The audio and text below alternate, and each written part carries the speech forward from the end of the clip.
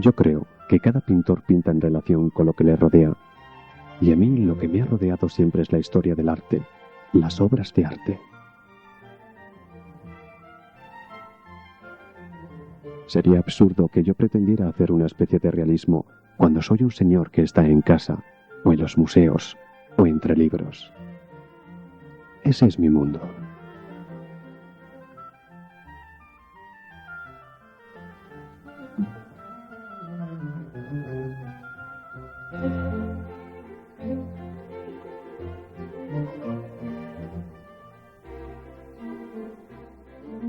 Fernando Zóbel nació en Manila el 27 de agosto de 1924. Hijo de Enrique Zóbel, hombre de negocios español, y de Fermina Montojo, cursa sus primeros estudios en Filipinas. En 1933 la familia se traslada a Madrid y el joven Fernando comienza sus estudios en España y Suiza. La Guerra Civil Española hace que la familia Zóbel regresara a Filipinas y es allí donde el joven Fernando acabaría el bachillerato. En 1946 ingresa como estudiante de Filosofía y Letras en la Universidad de Harvard, terminando su licenciatura magna cum laude en 1949. En Estados Unidos se pone a pintar de inmediato y poco a poco va conociendo a varios pintores relevantes de Boston como Reed Champion o Bloom, que le educarán pictóricamente. Es en Manila donde se uniría a un grupo de pintores jóvenes con los que promocionaría los estilos postimpresionistas ya consagrados en Europa y América. En 1952 desaparece en Zóbel la influencia de la Escuela de Boston y trabaja activamente sobre la temática costumbrista filipina.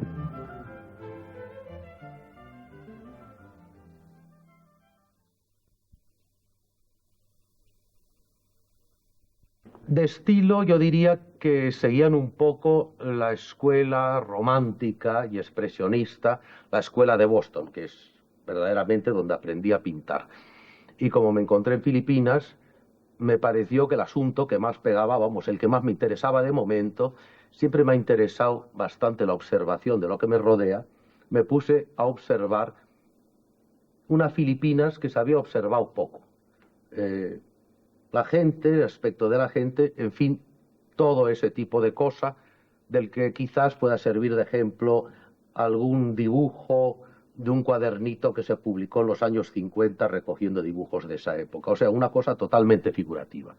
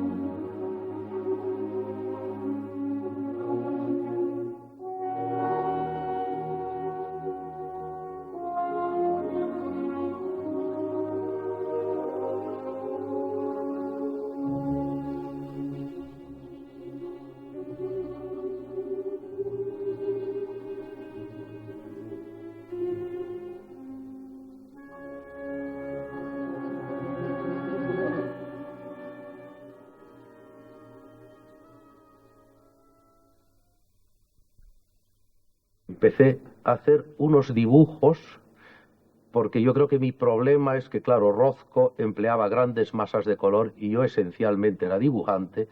Se me ocurrió la idea de que igual que este señor podía hacer unas cosas abstractas pero válidas a base de masas de color, ¿por qué no iba a intentar yo hacer algo equivalente, una equivalencia, una especie de metáfora, pero empleando sencillamente la línea?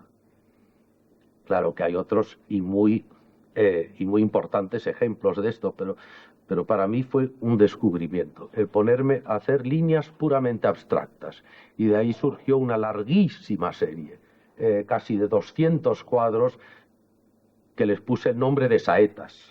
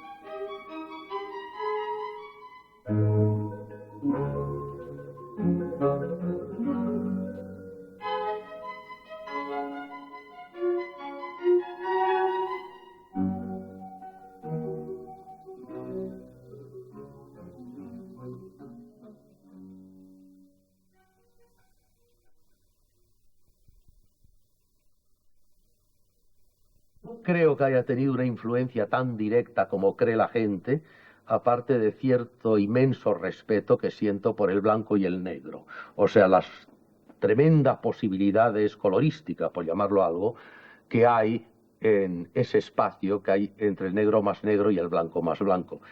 Pero en forma más directa, yo no veo, quizá porque la conozca bastante bien, pero yo no veo una relación muy directa de mi pintura y la pintura oriental.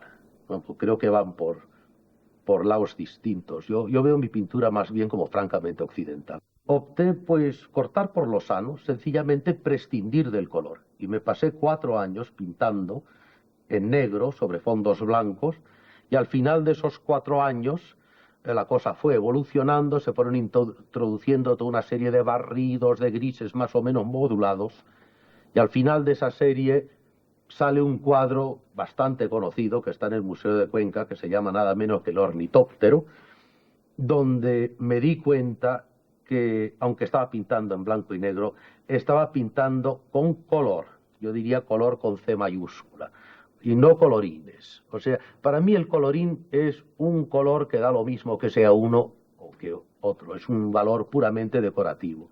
Y el color, con todas las de la ley, es una necesidad del cuadro, o sea, donde el cuadro sin ese color o esos colores realmente no acaba por expresarse con claridad, o sea que es necesario.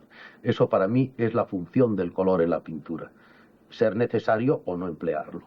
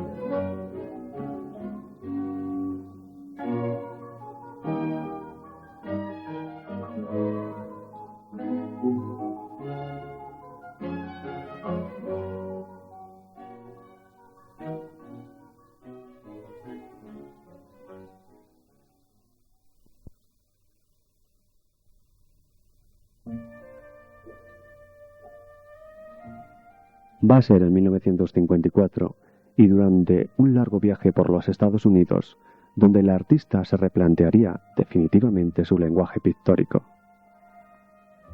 La gran exposición sobre Mark Rothko, que tiene la oportunidad de ver en repetidas ocasiones, va a desconcertar a Zobel debido a la elocuencia y la rotundidad de los grandes cuadros abstractos expuestos en esa ocasión. Zobel adquiere densos conocimientos sobre las posibilidades de la fotografía. Esto, junto con el importante descubrimiento de Rothko, va a dar lugar al inicio de la pintura abstracta en la obra del artista. En 1955, un viaje por Europa le hace descubrir en Madrid la joven pintura española. Es en este año cuando comienza a tomar contacto con autores como Gerardo Rueda, Luis Feito, Guillermo Delgado o Antonio Lorenzo. Inicia por estos años, pero esta vez en Manila, la larga serie titulada Saetas, donde el interés por el movimiento y la expresión de más con menos son obsesión permanente para él. A partir de 1958, ya establecido en España, Zobel inicia su colección de pintura abstracta española, que más tarde formaría la base del Museo de Arte Abstracto Español. Además de su interés por el coleccionismo, Fernando Zobel no deja de pintar y de investigar en su propio mundo. La serie negra es la protagonista de todo este periodo artístico. En 1962, durante la 31ª Bienal de Venecia, el artista conoce al pintor Gustavo Torner. Esta amistad sería importantísima a la hora de la elección de Cuenca como sede de la colección de pintura abstracta.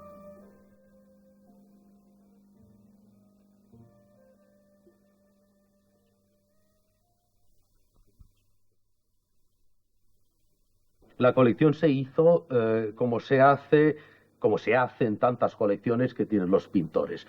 Al principio, principalmente por cambios. Quizás este pintor también era bastante coleccionista furibundo, además de pintor, o sea que la colección se hizo más grande de lo que sería normal. Acabó siendo realmente bastante grande. En España era muy difícil ver pintura abstracta, aunque se iba conociendo la española por el mundo, y era un poco agobiante el tener que recibir en casa a toda una serie de señores, sobre todo extranjeros, que querían ver pintura y que no había por dónde verla. Y entonces, inevitablemente, tarde o temprano, alguien decía, pues vete a casa de Fernando Zobel porque ahí hay cuadros de Saura, y hay cuadros de Millares, y hay cuadros de tal, y hay cuadros de cual. Y en fin, un poco agobioso. Quedó clarísimo que eso, para el bien de todos, había que exponerlo de alguna forma. Yo creo que era muy interesante que en España se pudiera ver entonces, ahora ya el problema no existe, pero entonces que se pudiera ver una muestra relativamente decente de lo que hacían los artistas de mi generación. Entonces, pues nos pusimos a buscar un museo. Voy a dejar las interminables anécdotas del por qué llegamos a Cuenca y no a otros sitios, tal. Tardamos un par de años, pero al final una serie de circunstancias afortunadas, si se quiere suerte, esa cosa con la que yo creo que hay que contar, suerte, se reunieron una serie de cosas casi milagrosamente. Se reunieron que las casas colgadas de Cuenca se estaban reconstruyendo porque se caían. Se estaban reconstruyendo como paisaje, por decirlo así, sin tener una idea muy clara de para qué iban a servir, pero era necesario que no se fueran al fondo de la hoz. Esas casas preciosas, monumento nacional si se quiere, pero afortunadamente vacías, excepto un restaurante, muy cómodo, por cierto, y muy bueno, estaban ahí, no se sabía qué hacer con ellas. Aparecimos con la exposición y, todavía más afortunadamente, si se quiere casi más extraño, el alcalde de la ciudad, el entonces alcalde de la ciudad, Rodrigo Lozano de la Fuente, persona a quien tengo en verdadera admiración y respeto, entendió que eso tenía importancia. Se informó como pudo, le pareció bien lo que oyó y hizo una cosa para mí increíble, de una generosidad tremenda y de cierto valor, que fue fiarse totalmente de nosotros. Dijo que su misión era la de ser un poco un paraguas para que nos dejaran obrar libremente. Él se había informado de las personas y que hiciéramos lo que nos pareciera, porque de eso a él le parecía que entendíamos más que él. Una postura, una generosidad tremenda, No sé si se repetirá alguna vez. Yo sigo asombrado. Pero vamos, en resumidas cuentas, se hizo el museo más o menos tal y como queríamos un grupo de pintores. Cosa rara, quizás el único museo que existe en el mundo hecho por artistas. Yo creo que se nota, ¿eh? Pues teniendo en cuenta esta idea de Fernando, pues como era natural, pues pusimos el propósito de poder hacer y instalar este museo en estas casas colgadas que se estaban reconstruyendo, que estaban verdaderamente en una situación ruinosa, y las cosas fueron tan fáciles que, como era natural, tuvimos que llevar el propósito y la petición de esta idea a la corporación municipal, y lo que es sorprendente y para mí muy importante resaltar es que en la corporación de aquella época, como en las de todas, y hablando de la corporación, de los miembros que formaban parte del ayuntamiento de aquella época, como era natural y repito, pues eran de distintas clases sociales y desde luego tenían, como yo, más o menos la misma idea de lo que podía ser el artefacto. Pero tan solo fue proponerlo en el pleno que hicimos para el caso oportuno, y ahí todos, de una manera unánime, se pusieron, apoyaron la idea, y sin más inconvenientes ni más dificultades, pues realmente se empezó la obra del Museo de Arte Abstracto. Fernando fue para mí el gran amigo ese que siempre se ha soñado tener y que es tan difícil, por lo visto, encontrar. Yo tuve la suerte de encontrarlo, de conocernos en Venecia en el año 62, cuando la Bienal de Venecia, y inmediatamente pues surgió una gran amistad que duró hasta su muerte, que fueron un poco más de 20 años, en que la característica principal fue que nos entendimos perfectamente siempre, uno al otro, lo que queríamos decir, lo que queríamos que el otro nos entendiera, con los matices más exactos sea del concepto o de la palabra. Nunca hubo un equívoco, lo cual no quería decir que estuviésemos de acuerdo, ni muchísimo menos. Muchas veces no estábamos de acuerdo e incluso lo manifestábamos delante de los demás, con lo cual la gente se quedaba extrañada de que, siendo tan amigos, nos dijéramos unas cosas tan diferentes, y no en plan mal, porque claro, eso sería ya faltar el respeto, pero sí, digamos, crudamente. Y a la vez el gran pintor, que por eso podía ser amigo. Yo, si no fuese gran pintor, pues yo no puedo tener confianza con una persona que es pintor y que no es bueno, porque yo no le podría decir entonces que es mal pintor. Entonces, y esto es una cosa que ahora se va algunas veces olvidando, porque al ser Fernando un gran personaje, en otros ámbitos se olvida de que fue, y las obras las obras de arte quedan todavía como grandes pinturas de los más excelsos pintores que ha tenido España en esta mitad del siglo XX. Conocí a Fernando Zobel en los años 50 por medio de unos parientes suyos, y enseguida nos hicimos, creo que fue una amistad muy rápida y recíproca, una gran comprensión, y nos hicimos muy amigos enseguida. Él entonces no vivía en España, sino que iba y venía. Y a partir de este momento, pues él empezó a relacionarse, sobre todo con artistas españoles que le parecieron muy interesantes, y empezó a venir cada vez más, hasta que al final ya decidió quedarse definitivamente en España a vivir. Y entonces trabajó mucho, pues porque le gustaba mucho estar aquí, le interesaba mucho el país. Así que, por cierto, hacía unas relaciones muy curiosas sobre los españoles, a los que no conocía directamente, porque no había venido apenas a España desde su infancia. Y él tenía una formación pues más bien norteamericana, porque él había estudiado en Harvard, y se estaba bastante relacionado con artistas de esa época, de esa generación, y conocía muy bien el arte americano. Le interesó mucho el arte español, y a partir de ese momento, pues ya con toda su obra, pues la tradujo, la llevó a España, la hizo en España, un informalismo lírico, derivado casi siempre de paisajes, con un colorido muy sutil, y en cierto modo un poco anómalo para lo que entonces era un poco la pintura española, que era como más bronca y más dura, pero que tenía un gran sentido dentro de lo que él quería hacer, y entendiendo muy bien lo que estaba haciendo.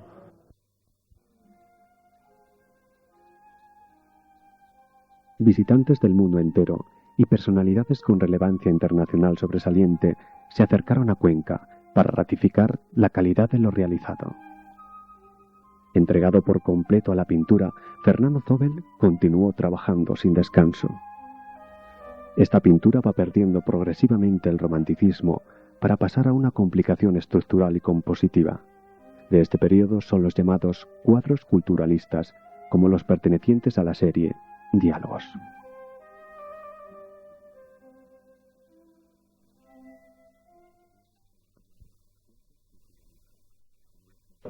Bien, Fernando Zóbel es un tipo, a mi juicio, irrepetible. La historia de este museo, que se inauguró el año 66, empezó 10 años antes. Cuando yo conocí a Fernando, que le conocí en el año 56. Aquí este museo fue el 66. Porque de eso generalmente no se habla, pero la concreción de este museo es una cosa que nació pues entre amigos. Yo le conocí el 56 a través de Gerardo Rueda, que éramos pintores, en fin, un poco, no bohemios, pero sí dentro de la abstracción que entonces no se usaba para nada. Y Zóbel vino a España de Filipinas, nos conocía a nosotros y poco a poco él, como además tenía medios, fue un poco dando moral a los artistas de su época, comprándoles cosas, y realmente fue el factor, digamos, el motor que empezó a coleccionar y que con el tiempo se le ocurrió la idea de fundar un museo. Primeramente se le había ocurrido la idea de fundar una escuela de artistas y luego se concretó cuando conocimos a Gustavo Torner este museo. Y es un individuo que yo creo que debido a que estuvo en Filipinas tenía una especie de idea del arte como muy espiritual, muy metafísico y sobre todo muy gestual. Y realmente su obra es casi una especie de símbolo de algo que no es occidental, que es más bien, tiene su raíz en el mundo de Oriente, donde el grafismo, la ligereza del gesto, la evocación del paisaje.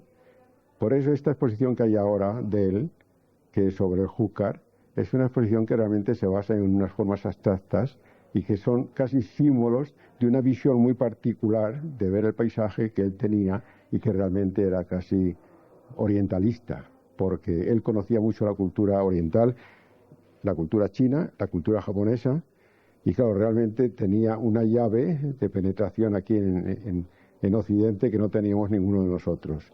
Y realmente el grupo de amigos que fuimos muy íntimos nos sirvió como de una especie de impulso absoluto, porque en aquella época el arte abstracto, o el arte de vanguardia, mejor dicho, era un arte del cual nadie prestaba atención, nadie hacía caso para nada de él. Y realmente él fue, pues eso, muy pragmático, que aunque tenía ideas muy ensoñadoras, pero realmente consiguió hacer un museo de este calibre, que desde luego es paradigmático de una generación por lo menos. Y ahora además, con las salas que están abriendo para hacer exposiciones de tipo actual y todo eso, creo que va a ser un impulso renovador enorme.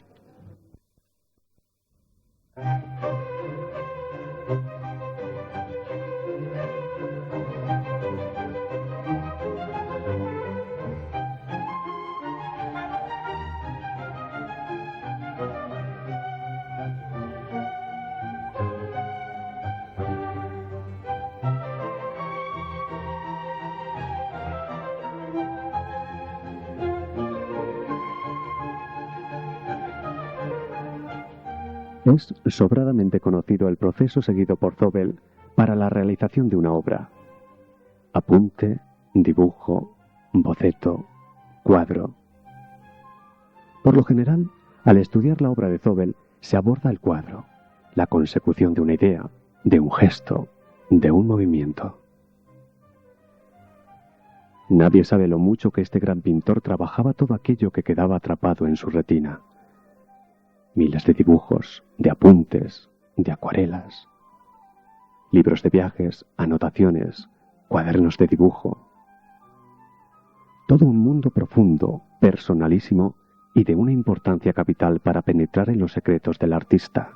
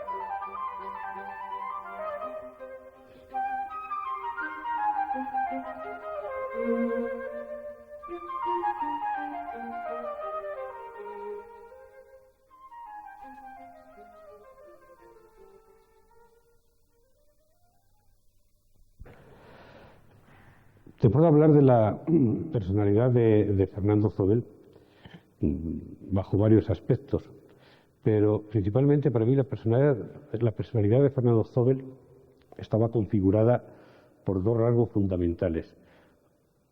Uno, su gran inteligencia y el otro, su gran bondad. Las dos cosas juntas verdaderamente formaban una personalidad verdaderamente fuera de serie, extraordinaria.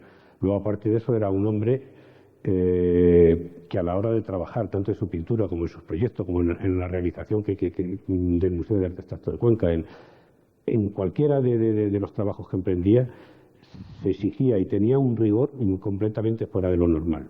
No buscaba solo el hacer las cosas, ni siquiera el hacer las cosas bien, sino en buscar siempre la excelencia de las cosas, lo óptimo y lo mejor, en cualquier detalle, en cualquier situación y en cualquier proyecto que emprendiese. Todo esto hacía una personalidad, como digo, verdaderamente extraordinaria y con una riqueza de matices impresionante.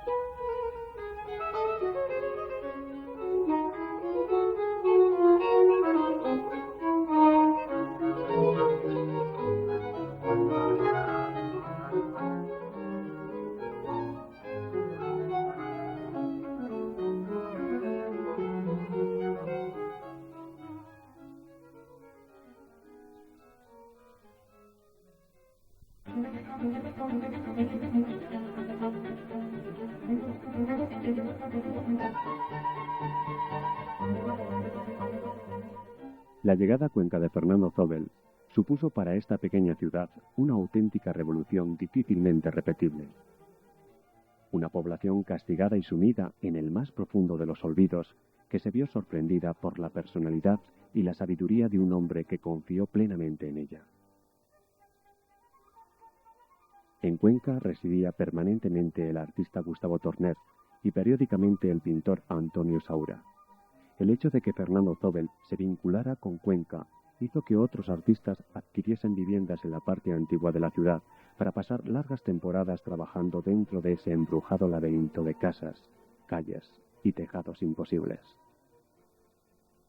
Antonio Lorenzo, Gerardo Rueda, Manolo Millares, Eusebio Sempere o José Guerrero contribuyeron a la gloria y la fama cultural que adquirió Cuenca con el paso del tiempo.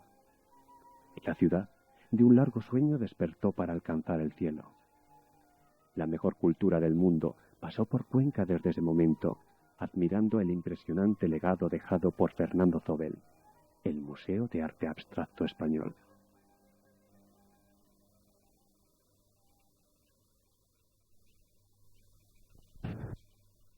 Cuando fallece Fernando Zóbel, hay una gran conmoción en la ciudad, y esto ciertamente responde a que él supo pues llenar de un contenido humano íntimo sus relaciones no solamente con el mundo artístico, sino también con el mundo ciudadano. Cuenca lo sintió y Cuenca se sumó a ese momento en que son recibidos sus restos en la Catedral de Cuenca y después trasladados a ese íntimo y mínimo cementerio de San Isidro, que ya albergaba los restos de Federico Muelas, y a los que después ha de sumarse los de Marco Pérez. La muerte de él nos llena a todos de sentimiento, porque efectivamente nos trae todo el resumen de lo que ha sido su aportación cultural a esta ciudad, desde el momento en que se decide, por consejo de Gustavo Torner, a establecer definitivamente en esta ciudad y ubicar en las Casas Colgadas el Museo de Arte Abstracto, que es uno de los más importantes que hay en Europa y muy en concreto en España. Pues mira, yo empecé con Gerardo Rueda, que fue el que me presentó a Fernando Zóbel, luego continué con él un montón de tiempo. Como persona, pues, ¿qué te voy a decir? De las buenísimas que ha habido, yo me he llevado muy bien con él, le hacía de chofer, amigo, viajábamos bastante, una persona muy caricativa y que ayudaba al que podía. A mí, por ejemplo, me ha ayudado varias veces fuera de ser su conductor. Me ha sacado de varios apuros y no solamente a mí, a varios. Más por parte, yo le preparaba sus obras, se las imprimía, nada más que pagara que pintarse, y al mismo tiempo le limpiaba su material, sus brochas y sus cosas, y le transportaba sus cuadros. Exposiciones que hacía o cosas que no hiciesen, claro, de un lado para otro. Y de persona, pues ya te digo, buenísimo, de lo mejor que yo he visto en el mundo entero, con relación conmigo y otros cuantos más, claro, que ha habido alrededor. Era una persona amante del arte, compraba, veía, buscaba, se preocupaba mucho por las inquietudes de todo el mundo de la parte alta. Cualquier persona, gente joven, bueno, ya no somos tan jóvenes, pero gente que convivimos con él en la parte alta, tuvimos la experiencia de cada vez que se necesitó algo, pues para un grupo de deporte, a un aficionados a la música, siempre estaba él echándote una mano e incluso poniendo dinero para poder salir adelante. En nuestro caso, en el caso del mundo de la plástica, de la pintura, yo recuerdo una anécdota muy bonita, que fue cuando el Museo de Cuenca monta el primer, con mucho esfuerzo la verdad, el primer taller de grabado. Aquí se desplaza un muy buen estampador italiano que se llamaba Paolo de Urbino, y el gran esfuerzo que había hecho el museo con pocas posibilidades de montar el taller, pues aún éramos muy deficitarios, la verdad. Y entonces, una tarde, cuando estábamos montando el taller, apareció Fernando Zobel, preguntó qué es lo que se necesitaba para que aquel taller funcionara en condiciones, y cuando se le dijo, pues simplemente sacó el talonario, firmó un cheque, y el taller a los 2 días estaba montado completamente. Y pues, se pudo hacer el primer curso de grabado. Esas anécdotas yo creo que pueden mostrar lo que fue la figura de Fernando Zobel, lo que fue como persona, como artista, hacia nosotros, y que marcó, yo creo que una etapa muy importante, que es la que algunos artistas jóvenes estamos viviendo hoy en día en la ciudad. Fue la ciudad de Cuenca la que recibió a Fernando Zobel, y su ayuntamiento de entonces, que dirigía don Rodrigo Lozano de la Fuente, este alcalde que tan valiente y generoso, porque no dudó de donar el edificio más significativo y más representativo de la ciudad, que es las Casas Colgadas. Además, tuvimos la suerte de recibir a esta persona que siempre decía y manifestaba públicamente que esta era la ciudad más bonita y más maravillosa que había conocido en sus viajes. Hay que tener en cuenta que fue un hombre que conocía el mundo entero y que sabía valorar los potenciales de la belleza y el potencial humano, que también él apreció muchísimo. Este museo contribuyó a que esta ciudad fuese conocida para viajeros de la cultura, con lo cual en aquellos años se abrió un futuro que hoy creo influyó muchísimo para que la ciudad sea hoy lo que lleva camino de ser, una gran ciudad, gracias al arte y pues claro, naturalmente, a sus maravillas.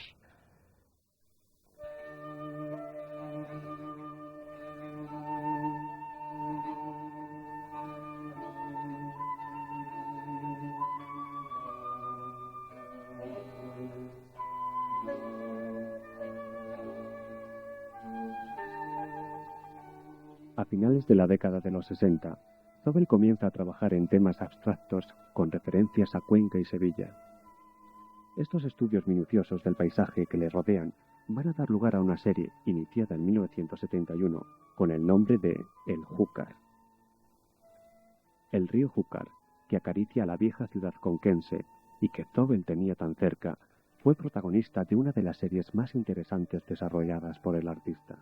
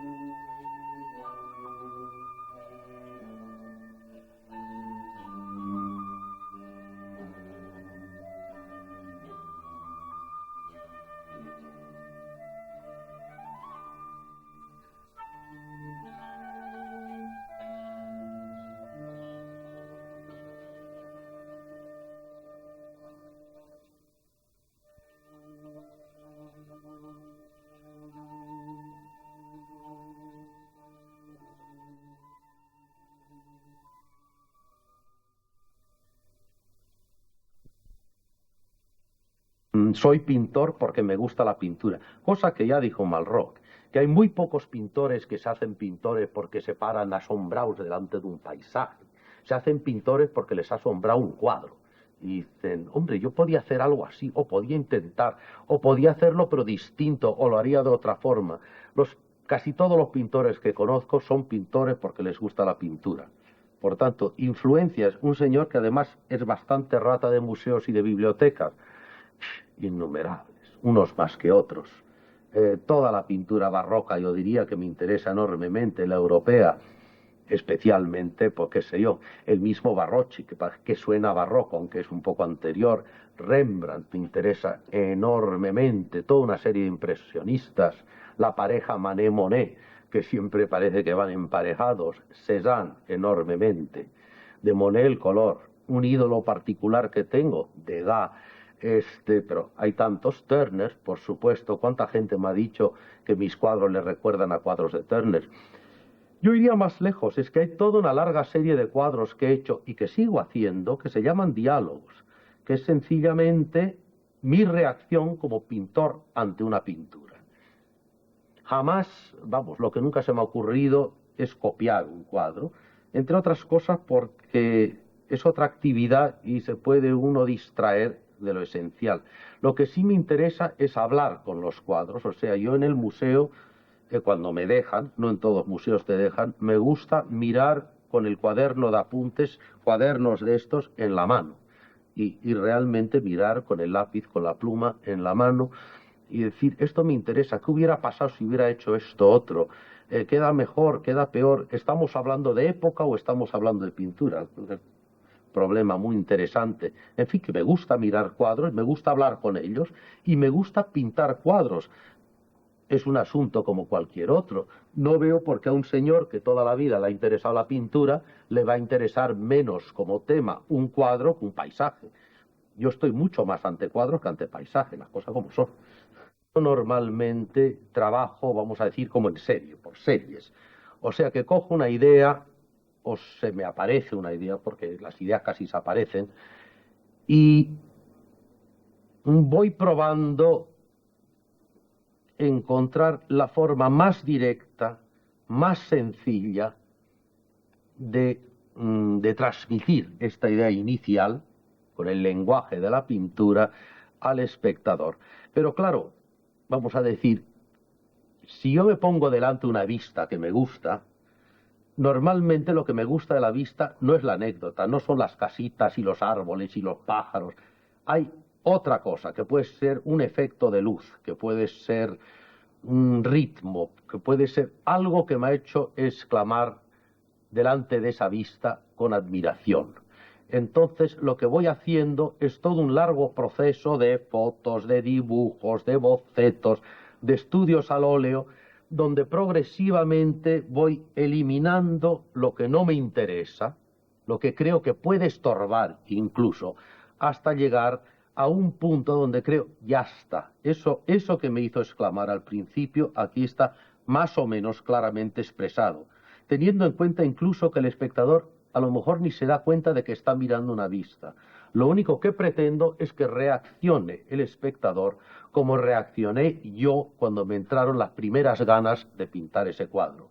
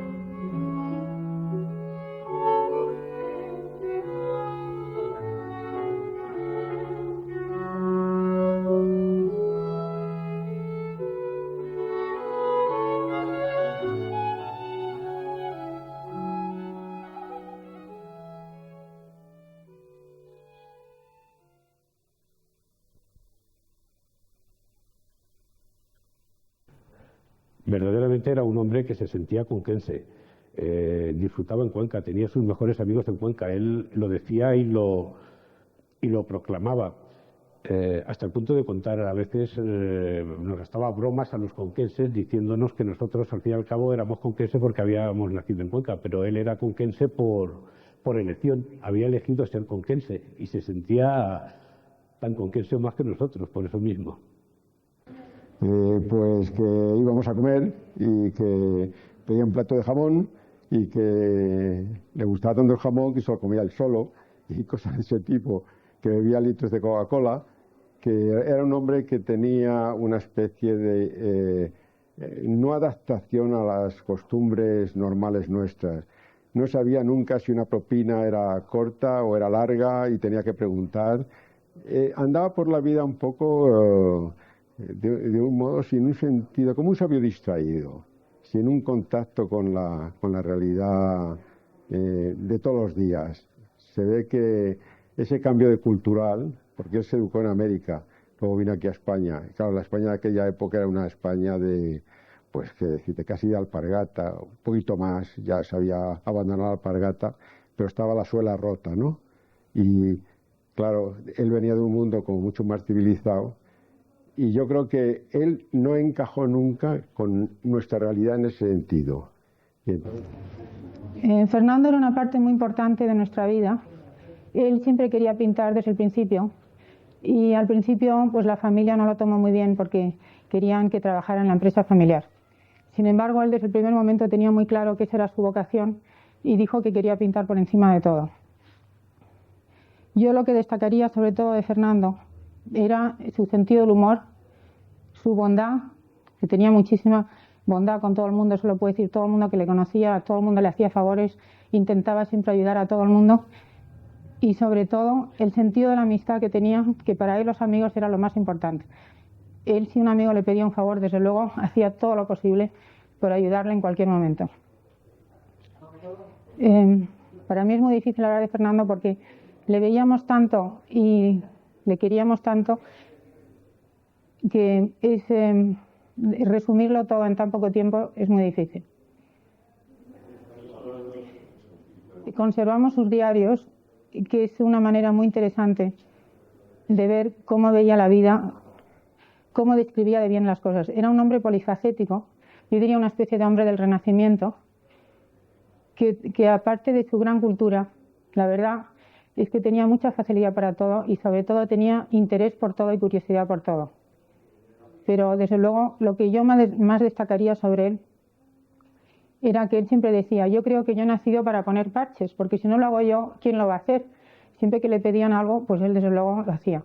Yo me acuerdo cuando el rey le entregó la medalla de oro de Bellas Artes, pues como tenía tanto sentido del humor, el rey le dijo, bueno, Fernando, ya era hora, ¿verdad?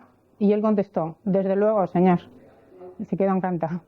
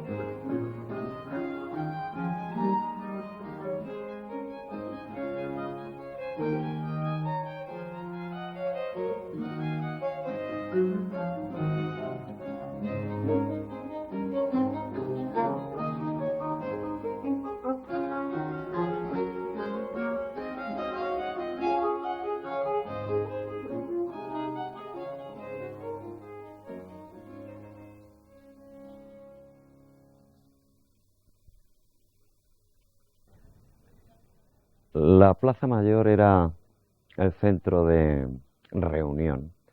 Las terrazas de los bares de la plaza eran escuelas peripatéticas. Aquí había los coloquios artísticos, existían los coloquios artísticos más importantes que se han podido dar en aquellos años. Jamás una ciudad tuvo una densidad de cultura artística como nuestra ciudad de Cuenca en aquel incipiente nacimiento artístico. Llegó a decirse que se formó una escuela, la Escuela de Cuenca.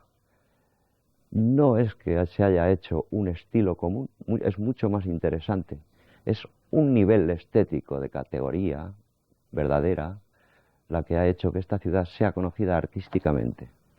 Fernando Zóbel fue, en gran parte, el responsable y el autor de este fenómeno que esta ciudad, tal vez con el tiempo, sabrá reconocerlo. Fernando Zóbel era realmente un hombre extraordinario, ¿no? Realmente. Y era un verdadero cosmopolita. Yo creo que le aportó a la cultura española, aportó algo muy importante, que es cosmopolitismo. En el sentido mejor de la palabra. Él era un hombre con una gran cultura, una biblioteca espléndida, fantástica, con un conocimiento de arte oriental muy profundo. Y todo esto fueron elementos que nutrieron a mucha gente, no solamente en Cuenca, sino también en Madrid. Y sobre todo nutrió a sus amigos y les comunicó una serie de ideas, una serie de mundos que en España prácticamente estaban desatendidos. Además, Fernando fue realmente el primer gran coleccionista de arte español que existió. Y esto es realmente algo que nunca se olvidará. Yo recuerdo que Fernando compró el primer cuadro que yo vendí en mi vida, lo compró Fernando Zóbel. Y para mí fue una gran satisfacción. Su amistad fue siempre algo para mí de gran interés, de gran importancia. Y su muerte fue para mí realmente algo muy, muy dramático, muy penoso. Echamos de menos a Fernando Zóbel. Lo echamos mucho de menos. La gran personalidad de Fernando Zóbel hace que se olvide muchas veces su principal característica, su principal virtud, o lo que él quería que fuese su principal virtud, que era un gran pintor. Precisamente como hizo tantas cosas en su vida, y algunas muy conocidas en relación con la pintura, pero no exactamente su pintura, como la creación del Museo de Arte Abstracto de Cuenca, pues se tiende a sobrevalorar todos los aspectos alrededor de su obra pictórica y no la obra pictórica en sí. Yo creo que esta es de una gran categoría, es un gran pintor, muy reconocido, yo creo, no bien reconocido con relación a su verdadera calidad, porque precisamente lo que acabamos de decir oscurece o hace que pase desapercibido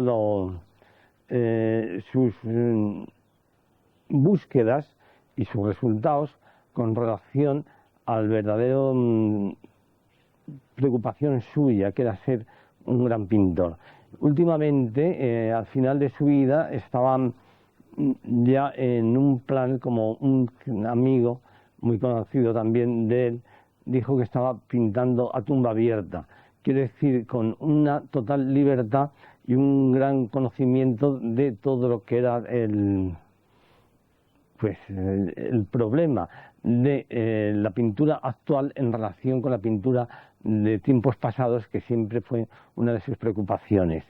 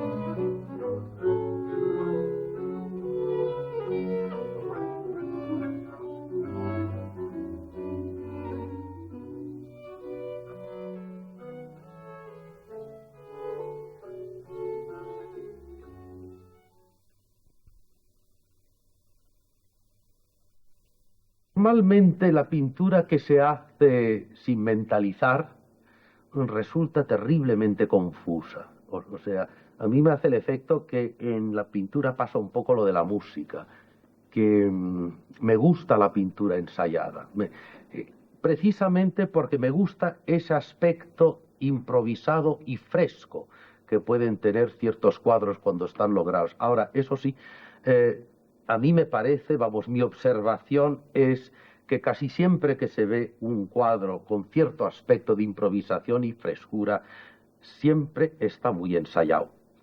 No sé si estoy diciendo una barbaridad, porque hay muchos pintores llamados de acción que se precian de la expresión espontánea, etcétera, etcétera. No sé, yo he visto, por ejemplo, con mis propios ojos pintar, he tenido el gran privilegio de verle pintar a Jackson Pollock, subido encima de una mesa en casa de un primo mío en Nueva York, subido a la mesa de cocina, con un lienzo delante suyo y una lata de pintura y su brocha y el hombre echando chorros de pintura para arriba y para abajo, y ahí estamos con la libre y espontánea expresión.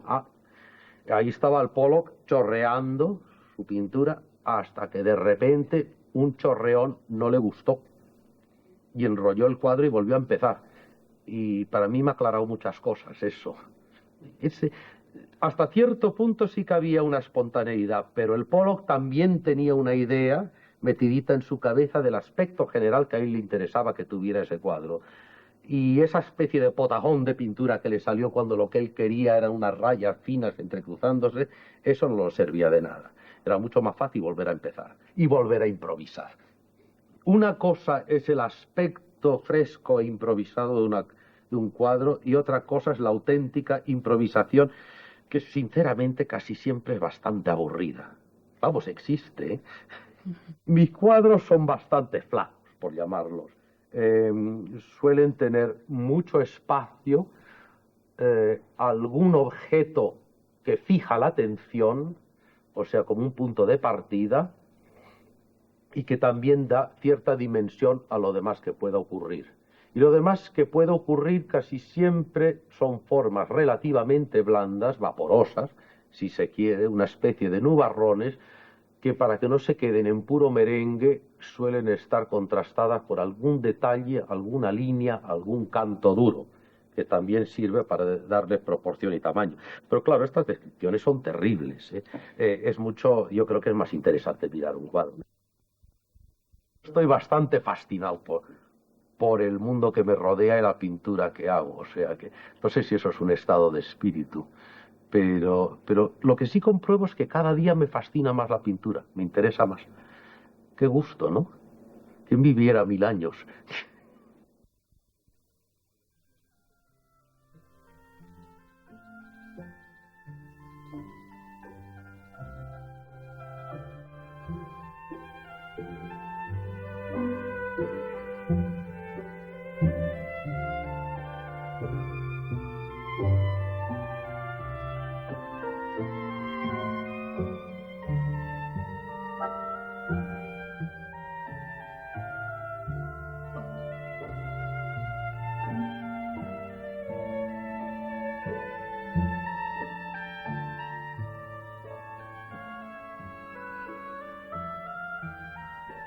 De todos los títulos, medallas, menciones y honores recibidos, fue, sin lugar a dudas, el nombramiento de hijo adoptivo de la ciudad de Cuenca, el que con más ilusión y estima llevó hasta el final de su vida.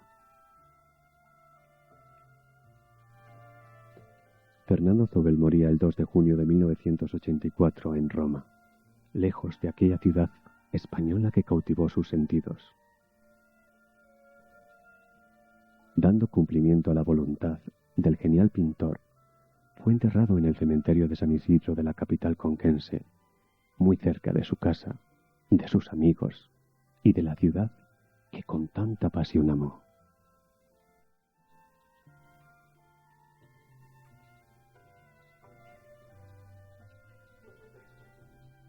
Respeto y orgullo profundo por siempre tendrá la ciudad de Cuenca por el hijo más insigne que ha dado y que un día, ya lejano, regresó desde Roma para siempre.